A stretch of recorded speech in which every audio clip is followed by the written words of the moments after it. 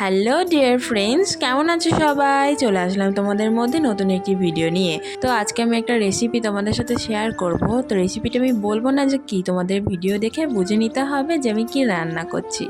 তো দেখো, আমি রান্না শুরু করে দিয়েছি। প্রথমে সবজিগুলো ভালো করে কেটে নিয়ে তারপরে ধুয়ে চলে এসেছি সবজিগুলো ভালো করে ভাজতে।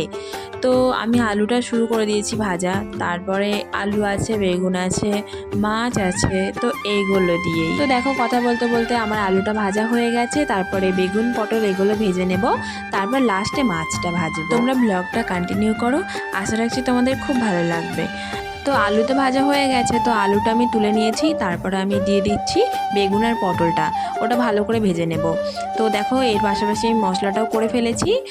কিছু না, জাস্ট একটু আদা আর জিরে বাটা, আর হচ্ছে ওদিকে পেঁয়াজ আর লঙ্কা, কাঁচা লঙ্কা। তো এগুলো দিয়েই রান্না করব। পেঁয়াজ আর কাঁচা লঙ্কাটা আমি মিক্সারে মিক্স করলাম না, ওটা আমি এমনি গোটাই দেব। তো এদিকে দেখো, আমার ভাজা সব কমপ্লিট হয়ে গেছে, মাছও ভেজে নিয়েছি। তো মাছ ভাজার ক্লিপটা নিলাম না, তো একেবারে ভেজে টেজে তারপর দেখালাম। তো তারপরে পেঁয়াজ আর কাঁচা লঙ্কাটা কড়াইতে দিয়ে দিয়েছি, একটু লাল লাল করে ভেজে নেব কিছুক্ষণ, 5 মিনিট হালকা আছে।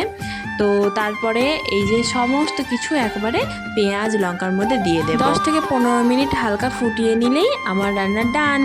তো তোমাদের ভিডিওটা কেমন লাগলো বন্ধুরা অবশ্যই জানিও। আর ডেইলি নিত্য নতুন রান্না দেখার জন্য আমার চ্যানেলটিকে সাবস্ক্রাইব করে আমার পাশে থাকো। দেখা হচ্ছে পরবর্তী ব্লগে। তো সবাই ভালো থাকবে, সুস্থ থাকবে। এখনকার মতো বাই বাই।